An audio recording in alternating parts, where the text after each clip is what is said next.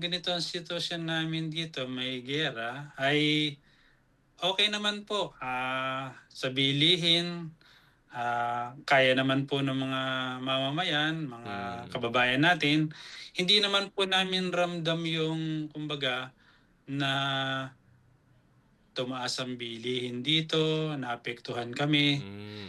Hindi naman po, hindi naman gaano ramdam dito. Parang baliktad ano, nandiyan ang giyera, diyan hindi ramdam ang, ang krisis. Dito sa Pilipinas walang giyera, pero ramdam na ramdam namin dito ang krisis. So ibig sabihin hindi masyadong mahal ang gasolina, diesel diyan, Sir Bernard, sa Israel. Kumpara dito sa Pilipinas, grabe. Parang, wala ng katapusan ang, oil price hike. Kung iko-convert niyo po sa Philippine peso Hmm. to shekels ay sasabihin natin mataas din. Pero pagka nandito kayo dahil dito ang currency po Mhm. ay yung currency rito, hindi ganun po kamahal.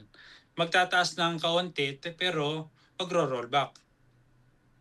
Babalik sa dating presyo pagka Mm. okay na, pero hindi yung ramdam talaga na ganong sobra na nabanggit. Nakita rin namin sa mga balita diyan sa Pilipinas, talagang sumobra ang taas ng bilihin po, lalo na yung sa gasolina po. Ay Mm. dito sa Middle East galing ang gasolina, diyan ang apektado dahil umaangkat sila dito. Pero dito po hindi talaga ramdam. Hmm. Ewan, hindi rin po namin alam sa iba. Although sa sitwasyon namin dito, may time talaga na pagka sunod-sunod ang pag-atake ay hindi kami papasok ng trabaho. Oo. Unahin namin yung safety po namin.